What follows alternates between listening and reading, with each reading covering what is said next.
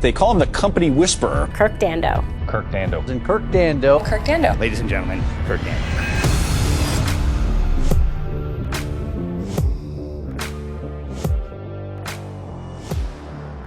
Welcome to the For You Leaders podcast. One thing I want you to know, you alone can do it, but you can't do it alone. I'm Kirk Dando, and for over 30 years, I've coached CEOs, advised boards, invested in over 40 high growth companies, and helped leaders like you create over $80 billion in additional enterprise value and more than $17 billion in successful exits. But the numbers don't tell the whole story. I've also seen how success quietly becomes one of the biggest threats to your business. That's why I've created the For You Leaders podcast. This isn't another feel-good leadership show or a highlight reel of unicorn founders. We've intentionally built the show to serve as a practical guide for facing the messy, difficult, and often hidden sides of growth, especially when the stakes are at their highest. Each episode gives you a roadmap rooted in decades of experience and tested frameworks. I will take you on a journey through the real challenges leaders like you and I face, from hiring to strategy to raising the right capital and more, all designed to help you scale without losing your mind or your business. If you're a CEO, investor, board member, or entrepreneur who's tired of vague advice and hungry to predict and prepare instead of react and repair, you're in the right place. This is your journey. My role is simple: to help you see and unlock what exactly is already inside of you. Let's climb. Well, Kirk, it's great to be with you. Kicking off the first episode, season 1, the For You Leaders podcast. We'll call it a reboot. Yeah. This is a way to get this kind of started in a fresh way. You've been doing this for 30 years, 30 plus years, I guess we'll say. And I'm privileged just to be across from you right now, getting to capture this season as we extract some of your insights, get to talk here face to face, have a little intimate conversation, and really just try to make an impact here as we talk to the leaders that are out there. Yeah, well, I'm really excited. I'm excited to be doing this with you. It really does represent a big part of my life and the things that we're going to be able to share. I'm excited to bring about and share the things that I've learned, things that people have poured into me, and I've gotten a chance to pour into others. So thank you. Yeah, absolutely. So tell me, the For You Leaders podcast, why For You? You know, that comes back from early in my career.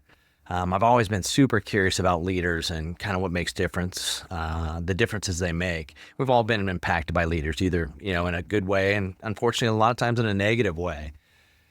And I was, and I'll share my story here a little bit more in a bit, but I worked somewhere where I was a COO and CFO of a company, and the CEO came to me. I'd only been there a couple of days, and he said, "Man, if we don't turn this thing around, we're going to shut it down."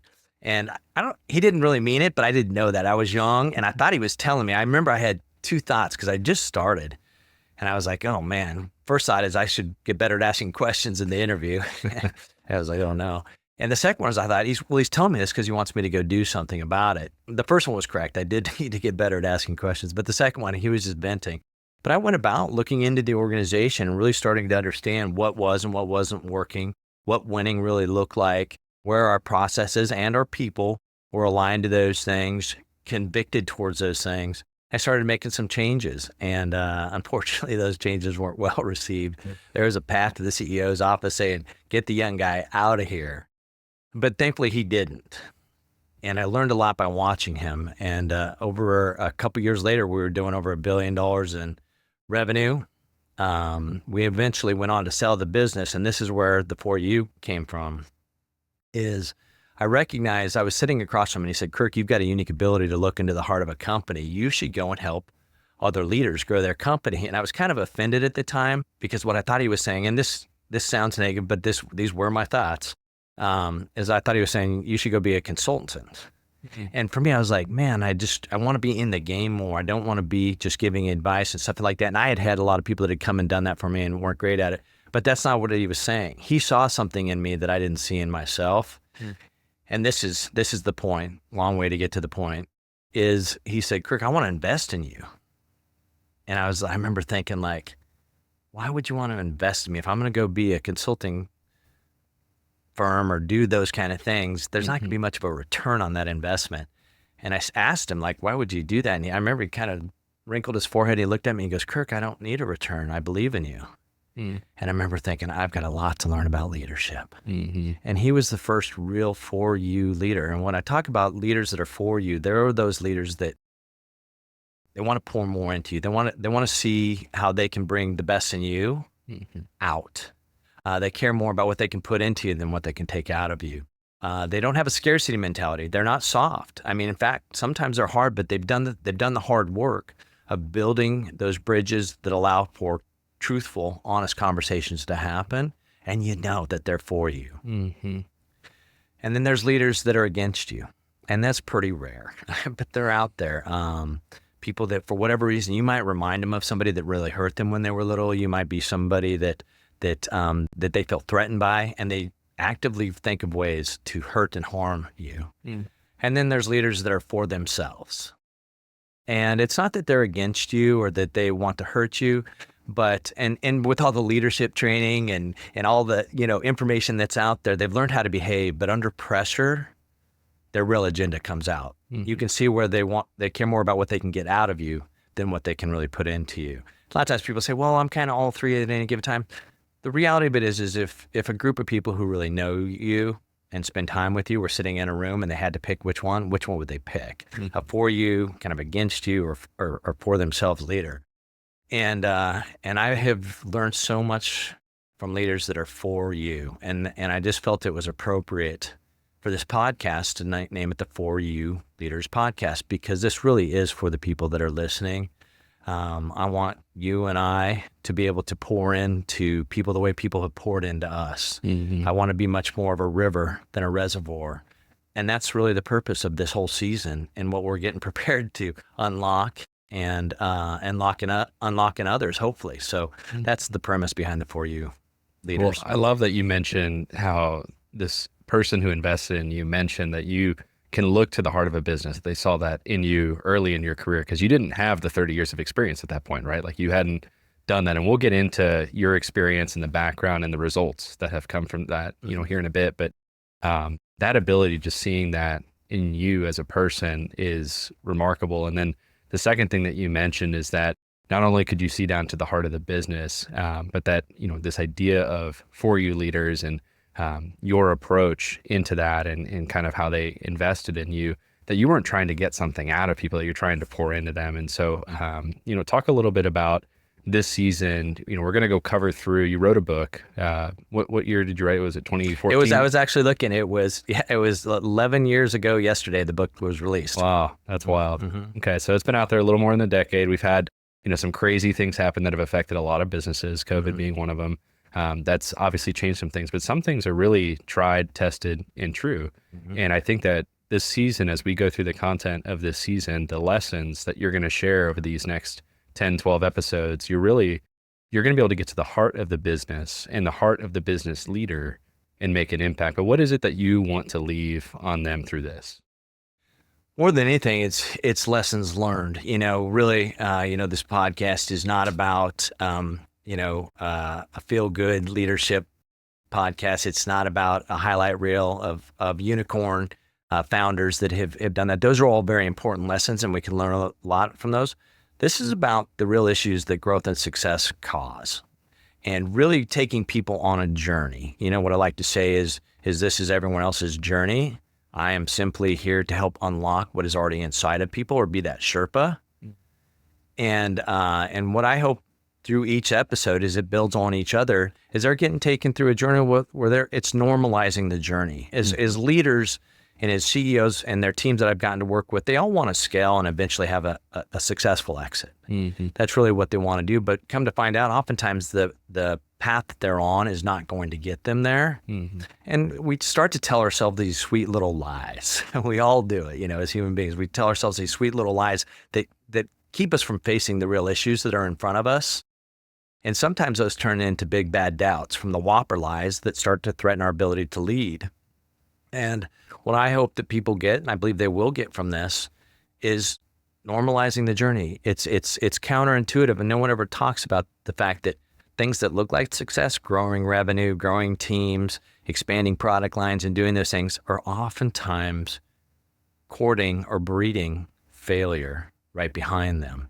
And those failures oftentimes, is one of the people that we really admire. Tim Keller says that, success goes to your head, but failure has a way of going to your heart. And this whole podcast is about dealing with that messy middle and helping not let go to your heart completely, but understanding that issues that growth and success cause, those principles are consistent, but the application of what to do about it when those things arise and the normalization and how to communicate that with your team, how to walk that journey, which is sometimes very lonely, and sometimes how to walk it and put other people around you, and giving people real practical advice. This is not a lot of theoretical mumbo jumbo. This is stuff that I want people to be able to take after they listen and go apply it and be like, that actually worked. And that's actually real.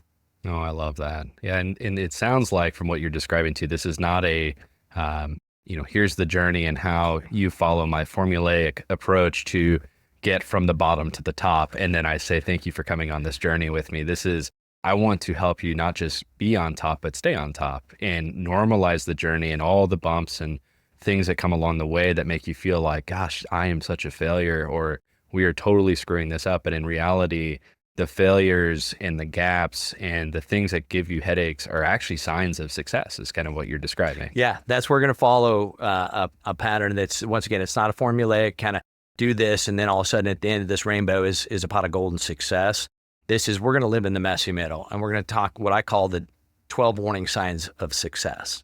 And they're warning signs of success because they're things that success brings about.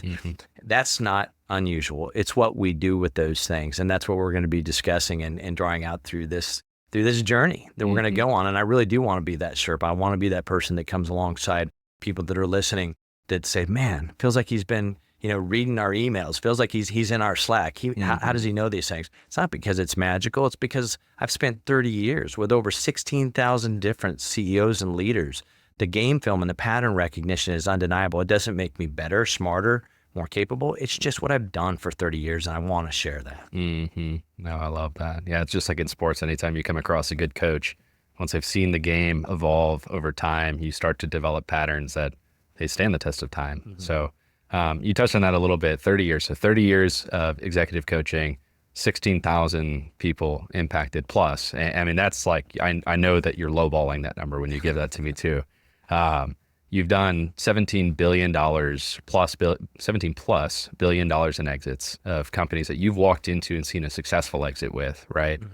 Angel investor in 40 or 50 companies right now.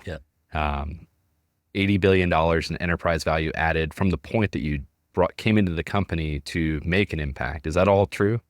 Yeah, no, it is. And as you and I both know, the numbers don't tell the real story. Obviously it shows an order of magnitude, being fortunate enough to be along and I'm not beginning to even claim that was because of me. All I'm saying is I have gotten to ride shotgun and sometimes get into the driver's seat and watching and being part of adding over $80 billion in enterprise value. Why does enterprise value matter? Because that ends up kind of defining what the exit rate is going to be.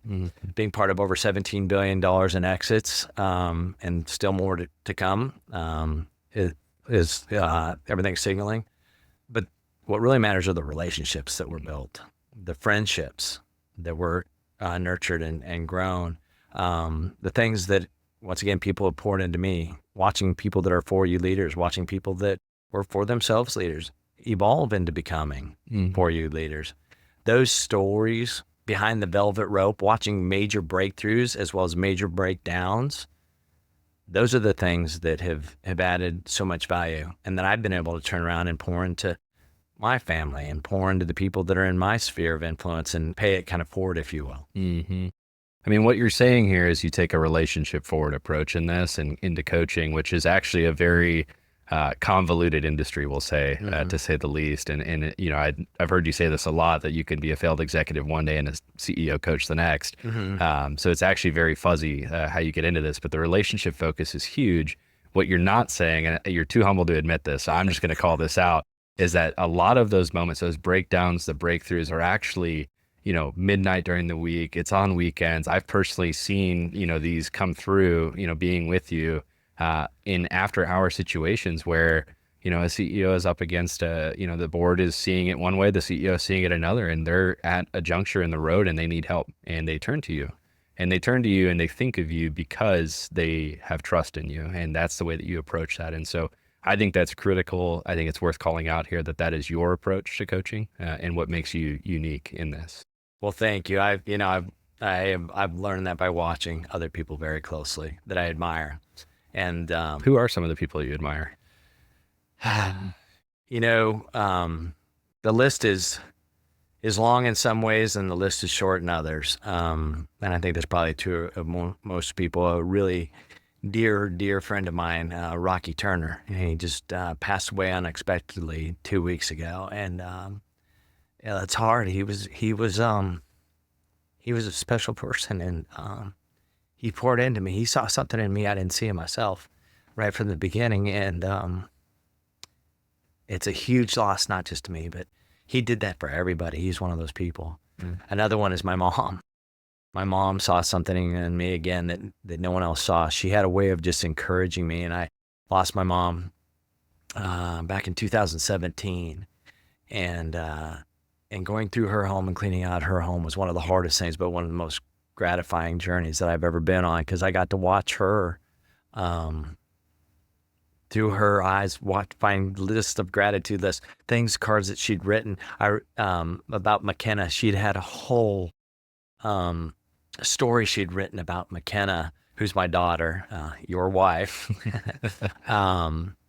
So there's another person. Another person was Bill Moore, person I told you about that sat across me and said, "I want to invest in you." And I remember watching him, and he could walk into a room, he knew everybody's name, and it was sincere. It wasn't something practiced. It wasn't a seminar he went to and learned how to.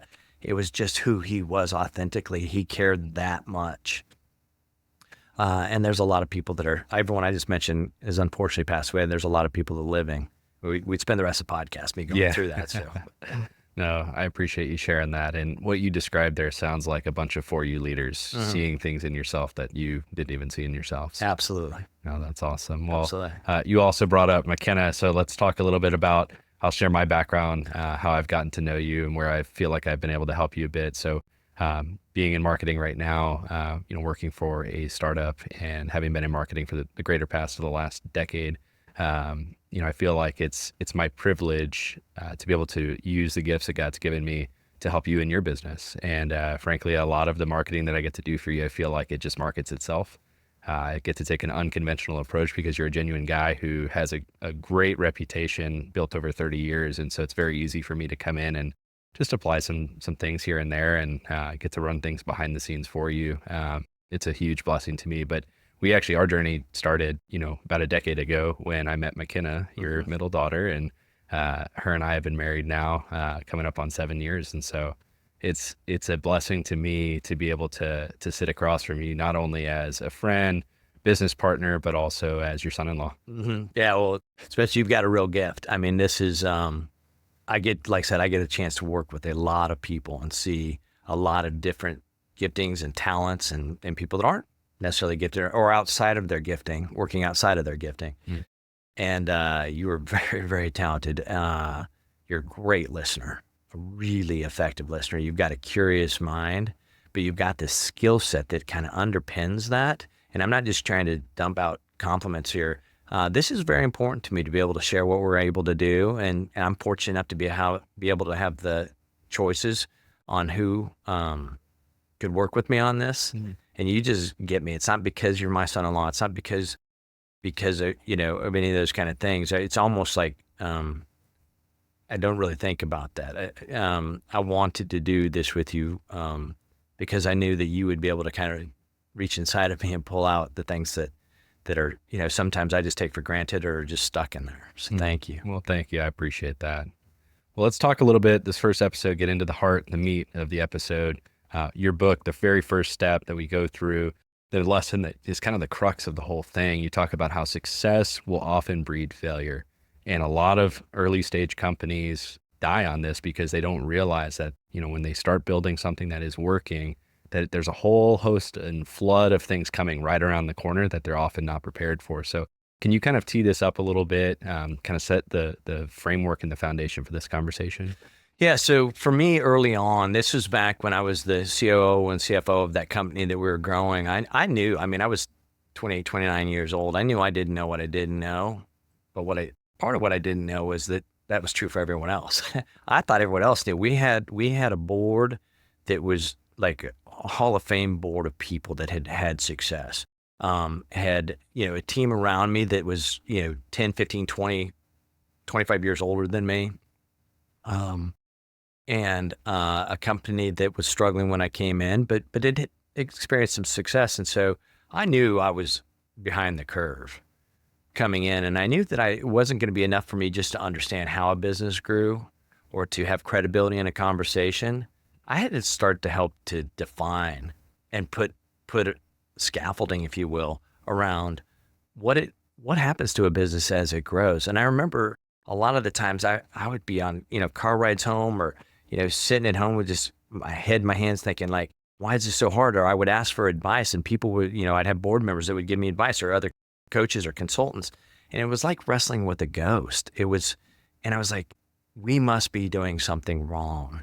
Because we were experiencing these things like, we were growing really quickly, but we had wrong people in key positions. We had processes that were really served us well at one level, but now we're sowing the seeds of our decay. Mm-hmm. And once again, I didn't have anybody that was kind of normalizing that journey for me, saying, this is what happens when you get to this level of growth. This is what you're going to start to experience. Don't let it intimidate you. Mm-hmm. Don't let it get into your head. Don't start telling yourself those sweet little lies that put in those seeds of doubt that start to threaten you and threaten your ability to lead. No one ever did that for me. So that compounded what I'm like, if somebody would do that, obviously they would do that. Mm-hmm. But no one ever did that. And so I started building out kind of a business growth life cycle that we're going to talk about in upcoming episode. And I just started looking at the patterns and recognizing that these things were happening not just across our companies, but all companies. And so over time, I just started to say, well, let's start to look and see what these common things, what are the root causes? What are the things that no one wants to say out loud or talk about or wants to just deal with the symptoms so they go away? And I started to accumulate and pull those things together. And what I learned was, interestingly enough, is failures is as much a part of success as breathing oxygen is to living. Mm. And had I had someone that had normalized that for me, that had said, the journey looks like this, and this is what you're going to experience when you get from this level of growth, and these are the things you're going to see. It's kind of like if you and I were getting ready to climb Mount Everest, right? And I'd been up Mount Everest a bunch of times, and you had never been up it. And we started climbing, and we get to about 24,000 feet. And I look at you, and I put on my oxygen, and I look at you like, put on your oxygen. We're only a couple thousand feet from the top here at this point. You would look at me and be like, you didn't tell me. And I'd be like, I'd start to put spin on it. I'd be like, everyone knows that you put it at 20, like, come on, like, you would start, you're literally a couple thousand feet away from the top, your goal. I'm like, we're in the death zone, put on your oxygen. You're like, I don't know if I'm going to ever see McKenna again. I don't know if I'm ever going to see my kids. You would become so distracted and confused. You would lose your hope in getting to the top. But if at the bottom, I said, here's the deal. We're going to get 23 or 24,000 feet. We're in the death zone. It's called the death zone for a reason. Mm-hmm. But we're going to bring up some oxygen. You're going to put on oxygen. Before you do it, we're going to celebrate. I'm going to actually have a little bottle of champagne. We're going to crack it open and celebrate because we only have a couple thousand more feet. Like we are in literally rare air. When we got to that, what's your focus going to look like? How much different is that going to be? I did so something much more prepared. Yeah. Yeah. I mean, you're psyched because you're like, that's where we're going. And instead of thinking about, will I ever see McKenna again? You're thinking about, I'm going to be able to tell these stories to her. And this is going to be so, all I did is normalize the journey for you. Yeah. It's I told you before we went there. Yeah. That's so much more preparation. And even the thinking through the first visualization, all I can think about is even if I trust you, I'm still panicked. because I'm not prepared in advance, versus if you have done this beforehand, it gives me the ability to say, okay, I can look forward to, it's like checkpoints and milestones. And even if the milestones don't even have to be positive, right? Like the milestones could be like, this is about to get increasingly hard, but we're here and we can embrace the challenge. Yep. And the key word is we, right? Very much so. You're not starting to, because you're saying we are going to do this, and that's critical. And in this, and it's something that's overly obvious and embarrassingly simple, but very few leaders do that for their teams. And you build credibility. If you can kind of predict and prepare versus react and repair, right? Those are two totally different environments. Yeah. We've got so much historical and transactional data on what it takes to grow a company and what happens to it as it grows. You look at just even the turnover in the Fortune 500. There is so much data out there that tells us what's to happen. There's no reason that we can't know it. We're still going to have difficulties. We're still going to have trials and sorrows. Those things are part of life. Those are everyday life. But there's too many times over the 30 years I've seen leaders grow themselves into problems. And what happens is they grow into what they think is chaos. And when they do that, they give in to that chaos. And when they give in, subconsciously, they give up. And you start to see where the company starts to descend into reactionary type of behaviors, into confusion, into burnout. And they get stuck in that react and repair loop. And that's where sometimes coming someone alongside, that Sherpa that can come alongside and say, no, let's get our head. We're only a couple thousand feet away. Let's keep going. One of the critical things I think you just described that could get lost in that is the leader thinks that they're in chaos, but it's because they feel like it's chaotic. And you've seen this in other companies, and you just described that. And it doesn't take a genius to go read the news and go see companies that start strong, like Blockbuster, right? Blockbuster, last I checked, there's not Blockbusters on every corner anymore. Not a Blockbuster. Yeah, exactly. Not a big Blockbuster guy anymore, but there certainly is Netflix on a lot of homes, right? And that's how a business can evolve, right? And Blockbuster failed to do that. For every Blockbuster, there's a lot of companies that die out early because they don't understand the warning signs of success and how to adapt to them.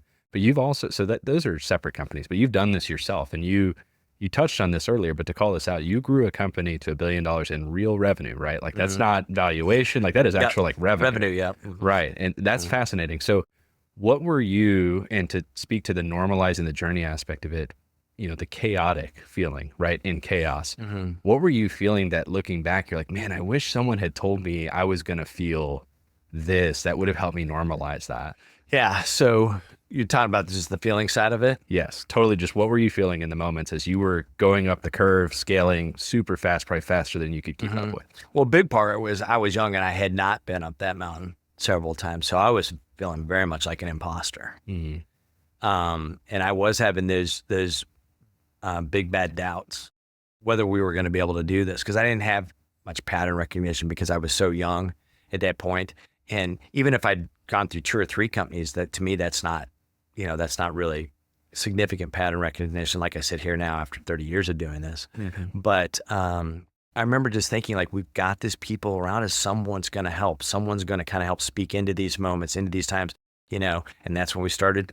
And you heard me say in the beginning, part of the reason I had a bad opinion about a consultant is because we would bring them in. And I remember I was sitting across the table from them, and they would be able to describe my problems better than I was able to. And they would be able to tell me people that they've worked with that I knew and admired. And I was like, this is great. Like, you're going to be able to help us. I don't have the experience here. And I would say to them, but I need someone that I can trust. So let's say we're dysfunctional and we're not going to apply anything that you're telling us to do. We think even though we're asking for help, we're not going to really take your help. Or you see something that tells you that we're not going to be able to do this. I need you to build the kind of relationship that can handle the weight of the truth and be able to stop us and save us from ourselves. So if you're not going to do that, do I have to pay you? And they would just like look at me like, this guy's young, he's dumb, and he's going to be hard to get payment from. Yeah. And I remember thinking, sitting across from him, like, if I ever did what you do, like coming in and telling people I can do something and I can't, I would tell them, like, you can have your money back. I've wasted your time. At least don't waste your money. And so these were all kind of feelings that kind of were the impetus to me starting, coaching and doing these things. I couldn't everyone that came sat across, I'm sure had a good heart and wanted to help, but it was too programmatic. It was that formulaic approach. And I could tell it right away. And I was like, come on, man, I just need somebody that's going to come in. And what I found out is those people that really could do that, they were off running other successful companies. They were sitting on boards enjoying the fruits of their winnings and stuff like that. And I had a hard time. I'm not saying they weren't out there, because I'm sure they were. I had a hard time finding that person that would kind of come alongside me. And this is subtle but significant, is I wanted somebody that not come in and tell me the way they would do it, but would draw out of me the way I need to do it. And I've seen too many times where people, like you said earlier, where I've seen failed executives or even successful executives turn to coaches, but they come in and they don't intentionally do this, but they aren't really that helpful to the CEO and the team, because they are explaining, here's how I would do it. And that person's trying to run that play, and it just feels kind of awkward. It's kind of like, versus saying, here's your gifts. Here's the things that you're good at. Here's the kind of team that we need to put around you. Brett Hurt, who and is a good friend, when I very first started work with him, he said, I want to learn how to be a great CEO. And I said, you already are. Everybody can be a great CEO. Everybody can be an effective leader. Sometimes it's harder work, but it's just who you put yourself around you. It's how you go about, like I said, motivating and driving the team. All of these things were going back to your original question of these feelings that I was like, I had this all in my head, and I felt like it was just this dreamy kind of comic book in my head. And that's what Bill Moore saw. He saw that piece of me that I didn't know, that everything I thought was just kind of made up in my head. He was like, no, that's real. Like you should go help other people do that. Yeah, no, that's fascinating too. And again, you're the 4-year leader, you're drawing out something that they don't see in themselves. And so just to describe that with Brett, that statement of you already are, I mean, the amount of trust at that statement, I'm thinking if I'm an executive sitting across getting to know you, like, gosh, that would just make me feel like I can exhale, like it's going to be okay. This is normal. And someone sees something in me and believes in me when I feel like a lot of people are questioning if they can. And so that's, I think it's a crucial part of how you do business the way that you do, but it's also a testament to how you've seen this whole 4-year leader concept and the impact that can have on somebody. Yeah, and I appreciate you saying that. And we're going to talk a little bit more about this in this episode and upcoming episodes. Is they say, well, why isn't every CEO successful, or everyone that you coach or talk to, Kirk? Why aren't they just wildly successful, and we're not reading about them on the front of Wall Street Journal? There's some other components that go into being successful. There's things that you have to understand. And then I look at, when I'm looking at the health of the business, about what's their real potential to grow? What's their opportunity for a successful exit? I've had some average CEOs have wildly successful exits, and they mistook their own brilliance for an up market or for a lucky time. And I've had some really effective, fantastic CEOs, really capable. It struggled, and it didn't get out of the ground, and it wasn't because they weren't great. What they did, there were some other things that will unfold throughout this journey that we're getting ready to go on through these episodes. For sure. Well, what you just described, you're not formulaic, but you have created some models and really taken the pattern recognition of, you've been inside a lot of these businesses, you've worked with 16,000 people, had a lot of success in doing so.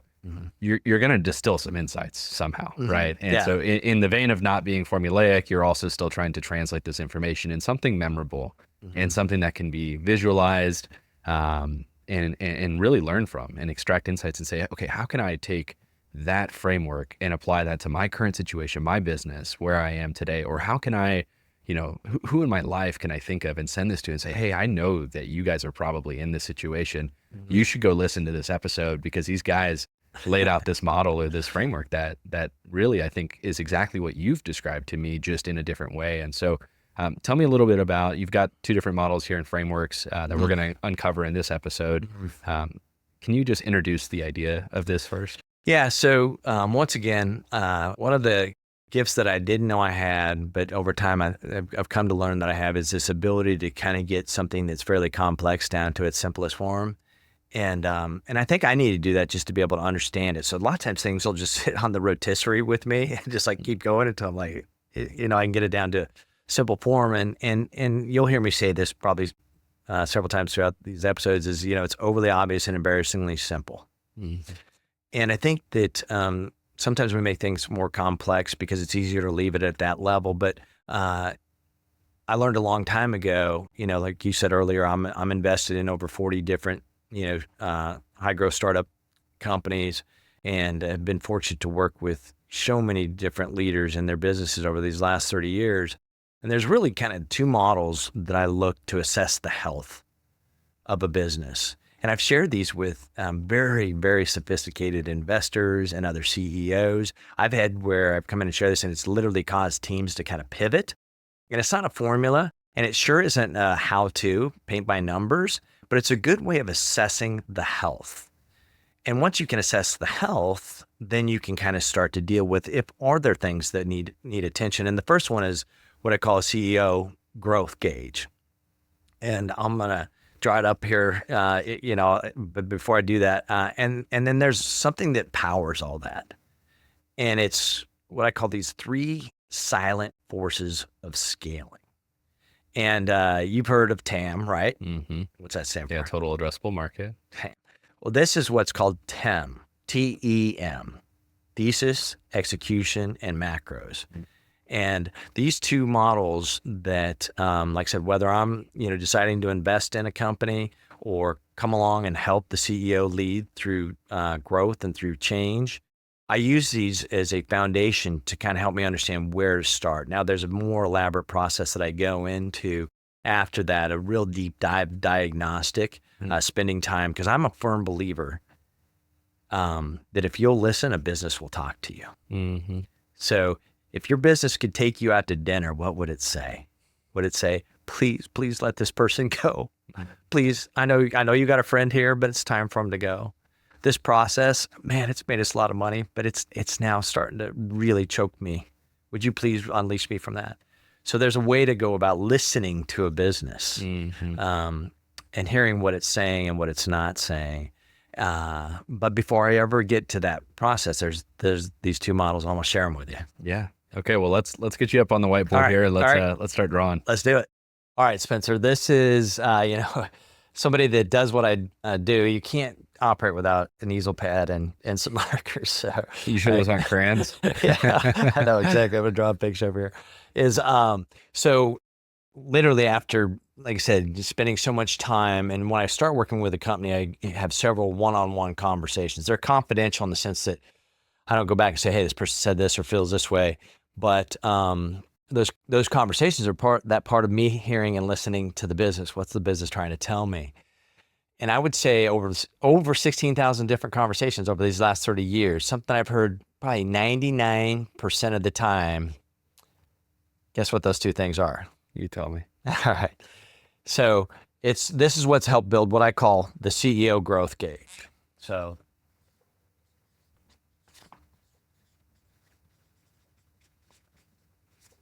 That's how you know that you're a business leader here. You draw in all caps. I love it. there you go. Yeah, there you go. So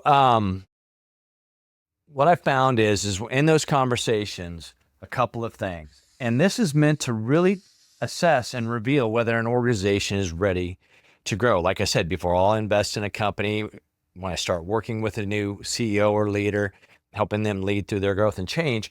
This speaks volumes. It admittedly is simple, but it's profound once you understand and really use this to measure and look at your organization. And that's why I want to be able to share this, is that anybody listening to this, watching this, can use this as a tool to look at and think about the organization.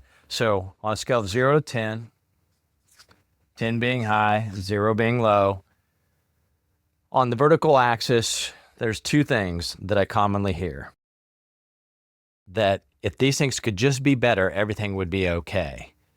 And one has to do with accountability.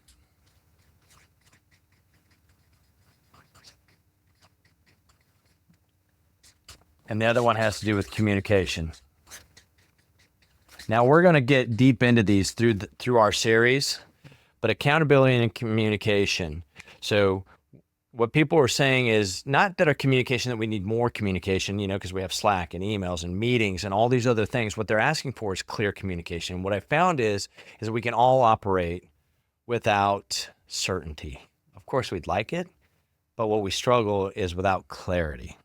And when we don't have that clarity, that starts to introduce confusion. So we're going to be talking a lot about through this series, through this journey that we're getting ready to go on. And on this horizontal axis is decision velocity.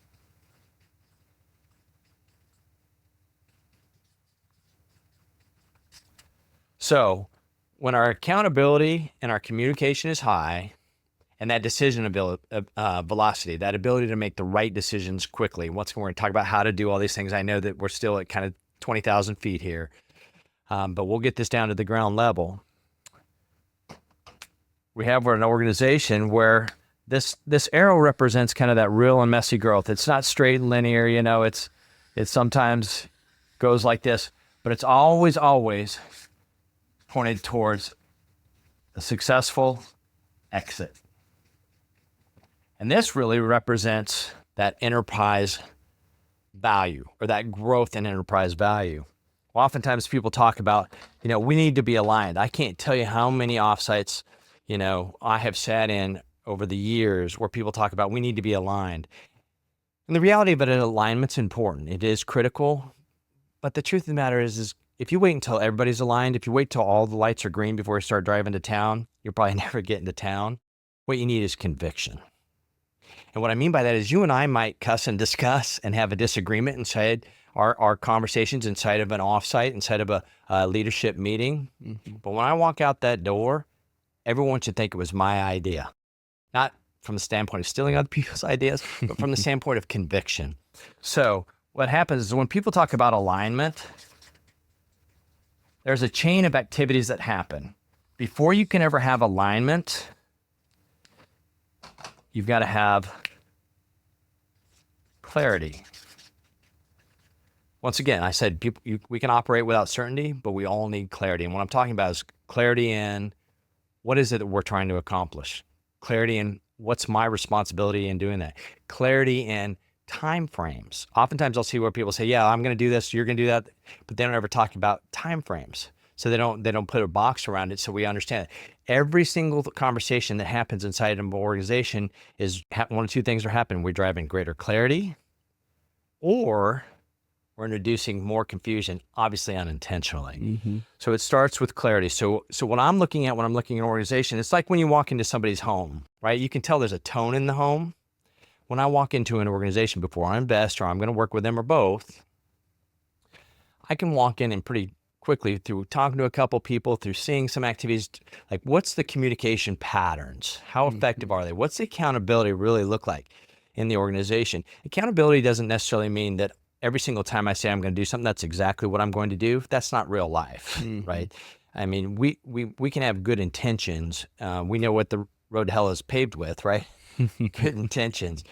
But accountability is about saying, if I tell you I'm going to do something within a certain time frame, and I can't get that thing done within that time frame, I come back to you and negotiate that ahead of time, saying, hey, renegotiate, saying, hey, I'm not going to be able to do this for this reason. Something else has come up, something else is a priority, whatever. And you and I have that discussion.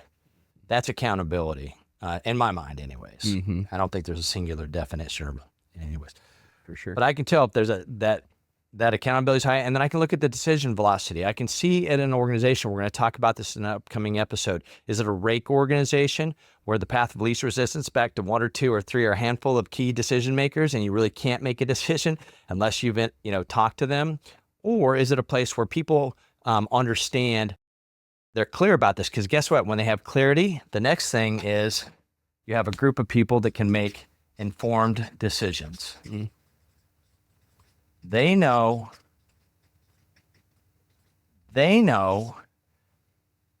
what we're trying to accomplish, what time frames. They know how to reprioritize. They're able to make, because they have that clarity and they've had that communication and there's clear accountability, what it looks like. Now they're able to make informed decisions. Once you have informed decisions, now you have alignment. And can you break down informed? Like, what do you mean by informed decision? So that means that they've got the information that they need, meaning the outputs and the inputs, the things that we're trying to accomplish, and the resources they have available to do that. Time, money, technology, whatever that might be, and they're a conduit to getting those outcomes.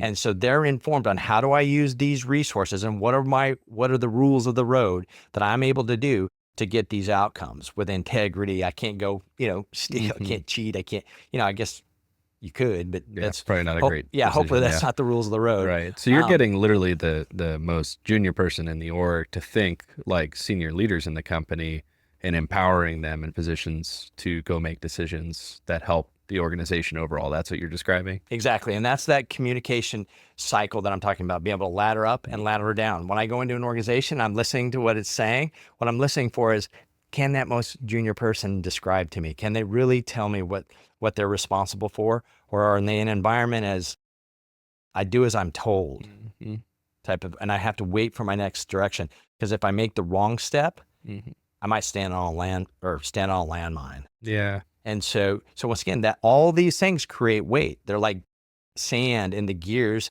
of this process of kind of this velocity that we're trying to create. Because once we have clarity and people are informed at the most junior level, up and down, can ladder up and down clearly, now we've got alignment. We've got people that are aligned towards what it is we're trying to accomplish. Once you have alignment, now you're able to create the desired outcomes. The things that we spend time dreaming about, the things, like I said, every CEO and their company, they want to scale, they want to increase enterprise value, always pointed towards a successful exit. There's this real journey of messiness that happens, but underlying that, what I'm looking at and what I'm trying to listen for and see, both in process and people, is what is their clarity? How does accountability and communication work in this organization? Because I know when this is here, I know I've got a team of people that can make the right prioritization, the right decisions quickly. That decision velocity is climbing. Once we have that, now I've got that alignment. You think about things that are out of alignment, your car, your back, whatever it might be. When they're out of alignment, it slows everything down. And that's when you start to see success. Nothing kills faster than success. Because guess what? There's a lot of signals here. Look at that climb right there. You want to know what a fun time that climb is right there?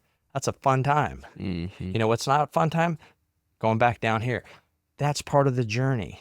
But we've always got to be heading towards these things, because what we're trying to do for ourselves, for our investors, for our families, the promises that we've made to ourselves. Every CEO makes promises to themselves, their family, their investors, their customers, their teammates. And then they set out on this journey, and that's the journey that we're going to be going on through all of these episodes. But this in itself isn't enough. We talked about the TEM model, the TEM.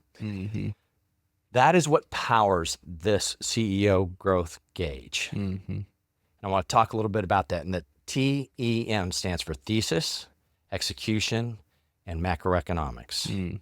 And I'm telling you, like, this is an oversimplification, admittedly. But think about this, people are listening, about your organization, how relevant these things are. The first one has to do with our thesis.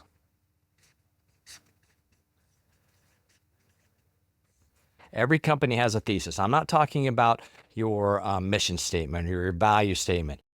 Thesis is something that's really simple. It's what is our right to win? Like, really what differentiates us? One that everyone knows, Amazon. If they could have the lowest price, the biggest selection, and the easiest delivery, they figured they could win. They started as a bookstore. Exactly. Yeah, exactly. And now they're an e-commerce giant. Yeah. Well, that's a wonderful thing, because when he started that, all the bookstores and book executives said, that's neat. That's a neat little website.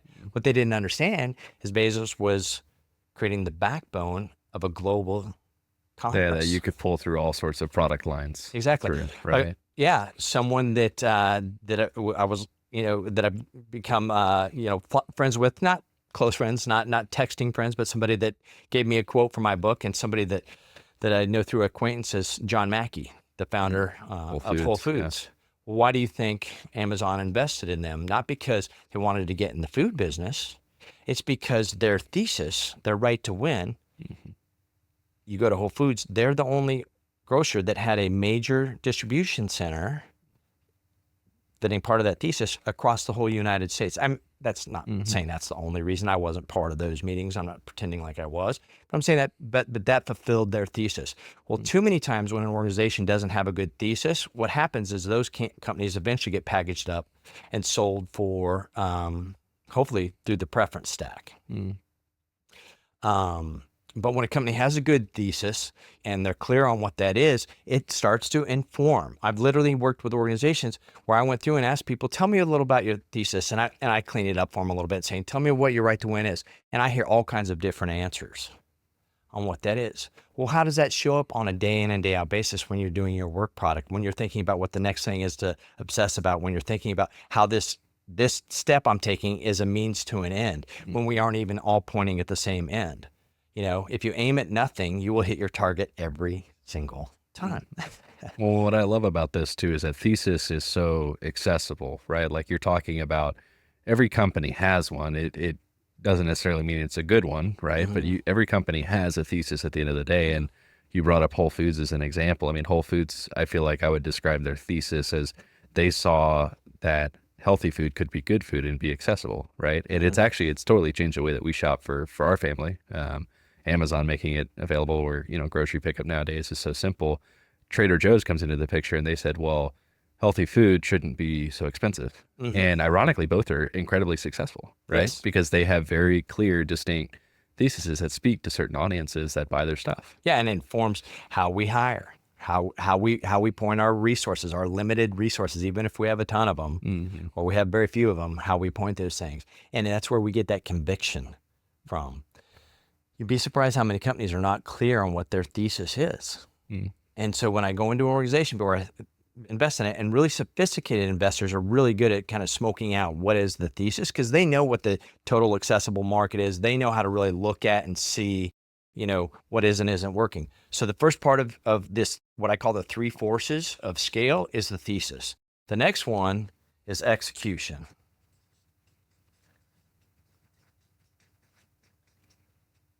So execution is that machine that brings the thesis to life through strategy, through our operating rhythms. How is it that we are getting and keeping, you know, whether you're using OKRs or KPIs or SMART goals, or, you know, there's all kinds of different things. They all have different acronyms, but they essentially are to do the same thing, to create clarity that will drive people into being able to make better decisions, because we know when we do that, we're aligned. And that will actually get us our desired outcomes, which is a successful exit. But you've got to look and understand what is and isn't working, because chaos and complexity has a way of creeping into an organization, especially more and more as it gets successful, which we'll be talking a lot about. I would say 90% of the time when I go into an organization, execution is the issue. Oh, that's fascinating. Yeah.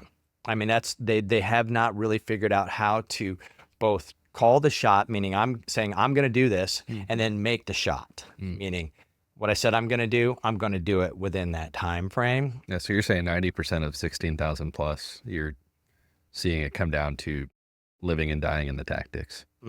Yep. Yeah. And those tactics, understanding what they are, and they're clear and they're informed about what to do with those things. And there's a lot of things we're going to be talking about through this whole journey of tips and tricks I've learned from some of the best in the world, and how they drive that clarity, how they get people informed, how they clean up that execution. And those are the things that we're going to be sharing. That's fast. Do you feel like, and to kind of, you know, pattern this out a little bit, so you're going from thesis to execution. We've got a third one coming here in a second. With thesis, I mean, this is just me assuming, I'm not a CEO, but I feel like a lot of CEOs get tied up of like, is this just a good idea, or is this a business? And is there a market and a need for what I'm out to do? But you're actually saying the mindset should not be so much, I mean, not that it's not important in the thesis, but it should be spent a lot more on, how do I empower my team to have clarity so that they can make informed decisions, which leads to alignment, which is going to get the outcomes I'm after. And all of that is in the day in, day out, the tactics.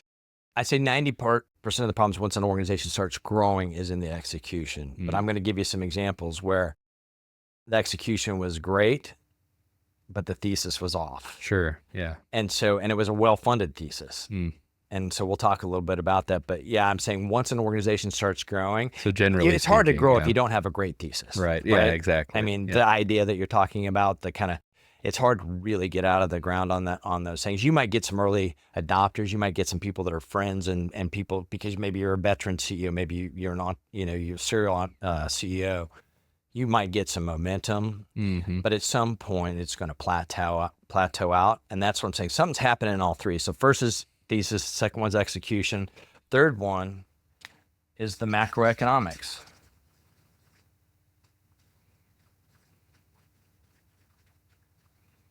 Ran out of paper. Macroeconomics. So that's just what's happening out in the world. Those are the things that we don't necessarily control. There was a season of time where we went through and, the cost of capital was low and you could raise money, even if you didn't maybe have a great thesis, but you could raise that money. So one of the things I said, when we don't have a great thesis, typically those companies eventually get packaged up and sold, hopefully through the preference stack. When we don't have great execution, and we start to quarter over quarter miss our numbers, and we start to once again to kind of descend into that reactionary kind of that confusion and burnout, someone ends up losing their job. Usually they have a C in their title eventually. And the third one with the macroeconomics. So when it's easy to raise capital, or easier, for sure easier than it is currently, the times that we're in right now, you can fund a kind of a not great thesis, and it's assumed whoever you're raising money from, whether it's you're taking it from the bank or you're taking it from a very sophisticated investor or from your mom and dad, they're assuming that you're going to execute, that you know what you're doing. But when it's harder to raise capital, like it is in the times that we are right now, what oftentimes you have to do, if you do have a good thesis, and history will tell you that, and we've proven that we have good execution, sometimes you just have to cut your burn, which means we have to cut our expenses and wait for the market to come back and introduce itself. And the part that I want people to understand that are listening is something's happening in all three of these, but usually when a company starts to either not perform or is performing incredibly well, you can kind of look at, these are the two tools I use before I invest or before I'll work with somebody. And I'm not saying if somebody doesn't fit these, I won't work with them. In fact, just the opposite. A lot of times that's what I enjoy doing, is helping being that Sherpa to shepherd our way through these things. But I've had companies that the macroeconomics were fantastic. They had over $30 million sitting in the bank. And they were fine. They had, 5-6 years of expenses in the bank. Their execution was excellent, something that Harvard Business Review would write about. But sales started slowing down, and they weren't coming as easy as they were. Well, the board of directors wanted to look at this. Oftentimes, very sophisticated investors they're looking at the thesis. They are kind of controlling the dollars. They assume you're going to be able to execute. So when things don't go well, the immediate assumption is it's execution. We must be doing something wrong. Well, if you fix the wrong problem, you're not going to get the right result. Two of the hardest things to do in a business are change your thesis and change the culture. What I mean, like if you have a culture of like enabling, or a lot of what we'll talk about later, this culture of like remote versus bringing people back in. I mean, all of these things are very, very tough because they're dealing with people. But they needed to change their thesis, and the CEO was very bold and these were some of those calls you're talking about on the weekends and late at night that I was, getting to share in and be part of. It caused the CEO and his co-founder to break up because the co-founder thought it was something else. I mean, we're talking about emotional, deep, hard stuff. He pivoted on the thesis, got everybody kind of headed in that direction, with a little bit of, unfortunate collateral damage, and the company's back to growing again because they had good execution and they had the economics, and he felt the responsibility of the money that had been given to him, that he was a steward of that and needed to do the right thing. I have another company, Thesis was proven. I mean, they've been growing. They, in a 2-year time frame, went from a $24 million enterprise value to over $600 million enterprise value because the industry was so excited and they were growing so quickly. But then the cost of capital got really expensive, and that particular industry that they were in started saying no. They just said, we're not spending. So all of a sudden the sales fell off, and they decided they wanted to attack the execution, but the execution was excellent. I mean, it was, once again, it was something that in all my time, less than 5% were as good at as this company. They had to go and make some very hard decisions about cutting their expenses. They had to cut 75% of their expenses. Now the market's coming back right now, and they're starting to grow again. But you want to know how emotional that was for that CEO, how hard, how some board members stood by them, some board members didn't, what happens in the back channel with conversations. I mean, this is real life difficult stuff. Like I said, admittedly, this is overly simple, but when you look at thesis, execution, and macros, when the thesis isn't great, it's typically getting packaged up. When execution isn't, someone's usually losing their job. When the macros are not, then you have to cut burn. All of those are very difficult decisions, but if you apply the wrong solution to the wrong problem, you are not going to get the outcome. Many times, like I said, the sweet little lies that we tell ourselves, we think we're on a path to doing this, and we're not. And sometimes it's just we're too close to it to see this, to back away from it and really think about this clearly. So these are two tools, the CEO growth gauge and what I call this TIM model, which essentially is the three forces of scale. They're silent. They're underpinning this. They're powering all this that you've got to understand. And those combined are things that I look at that tell me about the health of a business. Let's talk to the CEO for a second here. So how much control do you have over thesis, execution, macro? The thesis you have complete control over, right? Because that is kind of what that is, that your right to win. And you have control on how well people understand that. I have organizations where they literally have people that show up to their all hands and stuff like that, and they just kind of randomly pick people and they have fun with it, but they have people not stand up and just kind of parrot back, some pre-scripted thesis. But they want to hear the essence, because in the essence of what that thesis is the conviction. And what conviction does is it causes you to win in this. And so you have control over how clear the thesis is, how understood it is, how it applies to those things, how we kind of cuss and discuss it and repeat it and doing those things. Execution, once again, oftentimes the CEO, they might delegate that to, their team members to do whatever. But if the CEO is not behind a real rigor and a discipline around what does execution look like? What is accountability? What do we expect here? Once again, not in a punitive way, not you're getting fired if you don't do this. I mean, no one performs well in that kind of environment. I know there's environments out there that do perform, but typically people aren't attracted to that. But you have control over that. On the macroeconomics, you have very little control, unless there's some people maybe, but not the people that I work with. Right. That have control of that. But what you do is you do have control, being able to be bold, because you're going to have some people say it's our execution. You're going to have some people say, very few people say this, because they know if you change this, now you change the thesis, you're having to change people, process. I mean, this is hard. Like I said, there's two things that are hard: changing the culture and changing the thesis. But you do control how you address those and how you invite people into that conversation. What are you seeing? How are you thinking about this? We just don't want to, once again, we can fool everyone else. Let's not fool ourselves that keep us out of the game for too long and start to threaten our ability to lead. Yeah. Have you seen this? I'm just going to ask generally, the companies that you've worked with on the macro side, is it easier to run to the macros to say, oh, it's hard to raise money, or, oh, our customers aren't spending right now because of this XYZ, like right now we have, a big tariff situation going on. And so I think people are trying to figure out across all sorts of industries, how do you respond to that? Is it easy to run to that to cover up a thesis execution problem and to not get to the heart of that? Is that something that you see? Absolutely. I mean, we are in some tough times, and it is easy. Like I said, if it was crystal clear, everybody would figure it out. Everybody would be running a business. We could never, ever hire anybody because everybody run their own business, type of thing. But yeah, it can be where it's like you're leaning on the wrong thing. And I see that happen all the time. Like I said, if you focus on the wrong thing, you will start to see that you're not getting the results of turning it around. But you sometimes have to make those bold decisions. And those are those times when I am walking shoulder to shoulder, why I am in the foxhole saying, and that's why I'm helping normalizing. Like, I'm telling you, like, you've identified this correctly. Like, you are making the right decisions. You're not getting the rewards. You're getting more trials than you are trophies, but we're we're walking through this, but it's easy to misdiagnose because, like I said, facing the truth sometimes those are those big bad doubts. Yep.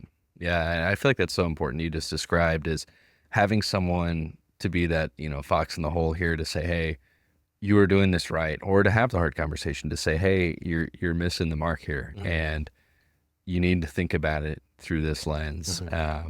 To have someone that you can trust that can approach you from one angle or the other is so critical. So let's flip the script. That's to the CEO. Let's talk to the investor here for a second. So the investor, you're going into these companies, you're investing in not just the business, but the CEO. Talk to me about this TEM model and the CEO growth cycle. Why should I care? Why is this important? And why would I want this in my portcos if I'm an investor? So from an investor standpoint, obviously they've got very sophisticated ways that they go in and assess whether they're going to be willing to cut loose of their LPs and their own dollars into something that they think is going to be able to return more. So I don't pretend to say that this simple model somehow trumps that or is better than that. This is more kind of down at the ground level, at the battlefield level of saying, like, as they look at this, and as I've talked to very sophisticated investors, they shake their head yes, and they don't exactly use this language per se, but they're saying exactly, they're looking to see, is this a great idea? Is this a big idea? Is this a pattern breaker? Is this something that truly can grow? And do I believe in the team? That's oftentimes when you see a pitch deck, part of that is the team, like, are these people that have the experience? Do they have the pattern recognition? And if they don't, do we have a team on our investor side that can come alongside them and help them and shepherd them? But what I found is like implementing advice is like wrestling with a ghost. You've got to really have time to come alongside somebody and really kind of pour into them and be part of that journey. So from an investor standpoint, the people that I've told this about, they like it. They kind of use it as one more tool in their tool bag to kind of think about and assess where things are at. Sometimes I'll get the call and say, hey, Kirk, could you come and help with these things? Because that's not, we're fitting a role here. The board's fitting a role, but this CEO, even though they may be experienced and this is their second or third time, they're needing somebody to kind of come in that they have a release valve to kind of think through and talk through these things. And there's obviously a lot that goes under this. This is the umbrella, right? This in itself doesn't solve anything. No, but having the understanding and the know-how in this is important. I think more important is that what you described, this is, if I'm a CEO and I look at this and I say, okay, I understand the growth gauge, I understand the TEM model. I'm now looking at that through the lens of my business and the way that I lead. That might feel overwhelming because I'm now applying a lot of information and having a lot of thoughts and maybe confusion or doubts that are settling in, saying, oh man, I don't know about that anymore. And so to process that alone is really challenging. But if you're an investor, you're probably a bit more removed from this. You probably have a few other tools in the tool belt. So this isn't necessarily something that you're going to totally go make an entire investment decision on. So I think what you've described is, for the CEO, there is a gap where you need someone who comes alongside you, relationally connects, and not just gets to know your business, right? And you're so good at that. One of the things that you do that you haven't said yet is when you get in and go coach a CEO, you go interview 15, 20 people, when you get started. Yeah. And sometimes it's their spouse, sometimes it's board members. It's not just people inside the business. So you're trying to, people call you the company whisperer, right? Like that's the nickname they're giving you, but it takes someone who can go and hear what's not being said, right? To pull that out. And so I think what you've actually described here without saying it is, it's important not just to have the information disseminated to you, but it's important to have someone who can walk you through that and affirm, yes, you are doing this correctly. No, this is not the right way to look at it. You should think about it through this lens instead, and will, be someone that you can trust on. Yeah. And the reason I'm going through this, and we said this at the beginning of this episode, is I'm not going to come up with a bunch of pithy ideas and like these, generalizations that don't do anything. My hope is by going through this description that for one person thought, I hadn't thought about that. That's actually a good idea. If just one idea sometimes can be that spark that starts that fire.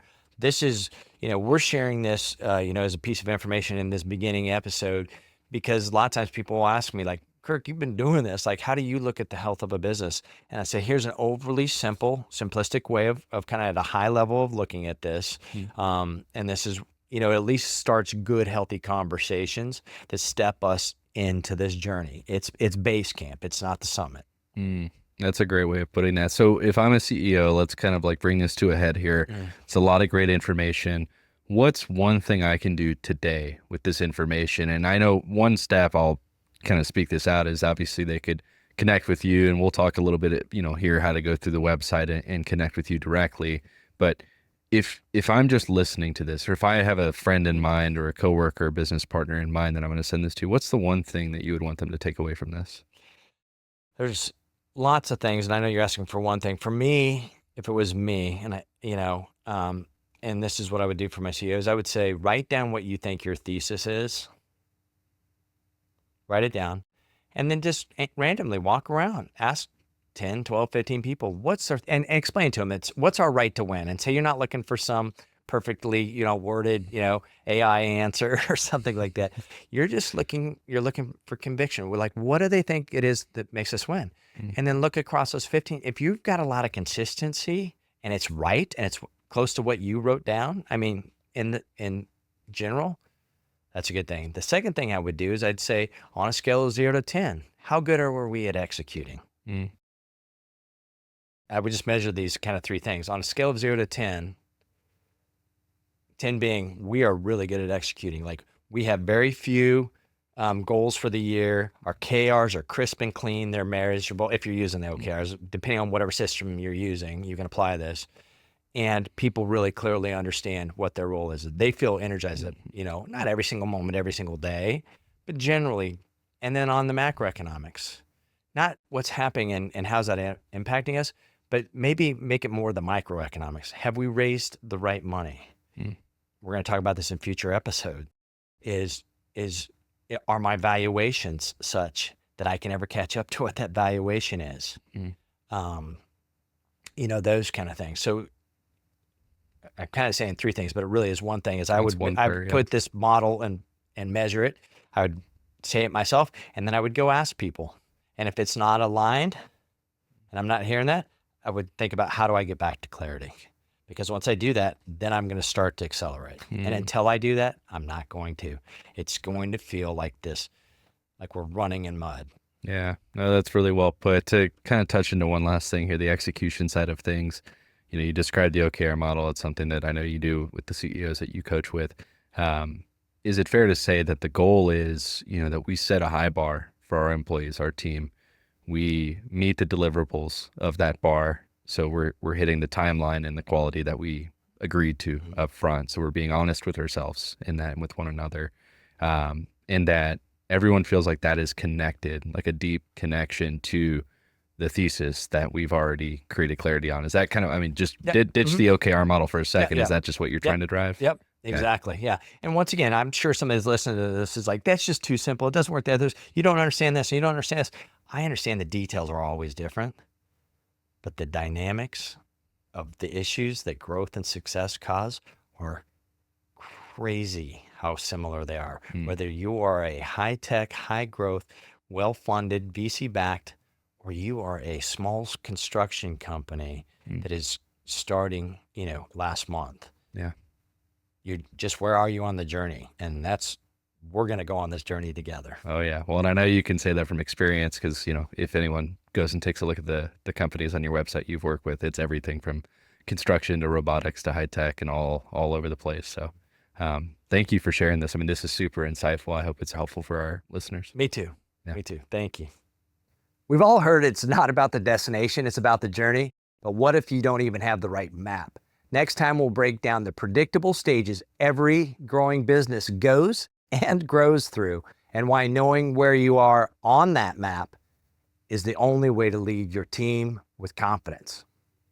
Thank you for tuning in to the For You Leaders podcast with Kirk Dando. If this episode helped you think more clearly or act more decisively, that's good. But the journey doesn't stop there. Subscribe for more content on Apple, Spotify, or YouTube, or go to Kirk's website at kirkdando.com to inquire about coaching opportunities. Now think of a friend, family member, or business leader in your life. How could you help normalize their journey today? Share this podcast with them. We hope that this sparks meaningful conversations in your life and that it enables you to become the leader that you aspire to be.